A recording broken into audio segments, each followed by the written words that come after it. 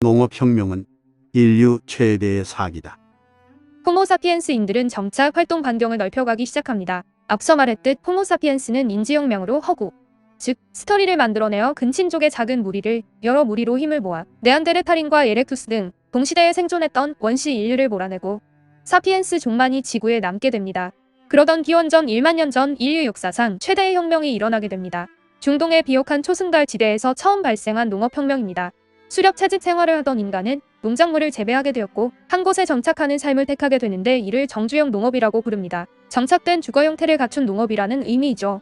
하지만 수렵 채집 생활을 해오던 인간이 농업을 시작하게 된 것은 오히려 고된 노동이었습니다. 밀을 재배하기 위해선 뜨거운 태양 아래서 농과 마티의 잡초를 뽑아야 했으며 물이 필요해 물을 길러서 농작물에 물을 뿌려주어야 했고 영양분을 위해서 가축의 오물을 모으게 되었습니다. 무엇보다 밀이 주식이 되면서 여러 종류의 식물과 영양분을 먹을 수 없게 됩니다. 수렵 채집 생활을 하던 인간은 여러 곳을 방랑하면서 영양분이 가득한 채소, 육류 등을 섭취하였지만 농업을 시작하게 된 인간은 밀과 채소만을 재배하였으므로 영양분 섭취에도 취약할 수밖에 없게 된 것이죠. 이것은 오히려 인간이 밀에 이용당하는 꼴이 되었다고 유발 하라리는 말합니다.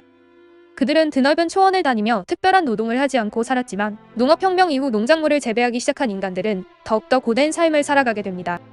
한 곳에 정착하여 농작물을 재배하게 된 인간은 안정적인 삶을 영위하게 되었지만 농작물 재배는 인간을 완전히 길들이기 시작합니다. 그들은 눈만 뜨면 밭으로 나가 농작물을 재배하고 해가 떨어지면 집에 들어와 바로 잠을 청하는 삶을 살게 됩니다.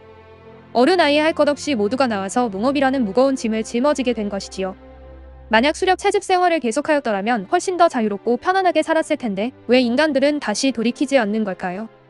이미 농업혁명으로 인한 안정된 삶으로 출생률은 증가하였고 점점 불어나는 인구를 수렵 채집으로는 충족을 시킬 수가 없었기 때문입니다. 되돌리고 싶어도 되돌리기에는 너무 사태가 커진 것이죠. 이것은 현재 우리 삶과 비교해보아도 다르지 않습니다. 매우 안정적이고 즐거운 생활을 하는 것처럼 보이지만 결국에는 고된 노동을 하면서 살고 있습니다. 꼭 몸으로 하는 노동이 아닐지라도 정신적 노동, 극심한 스트레스 등 우리는 농업혁명의 호모사피엔스와 전혀 다를 바가 없습니다.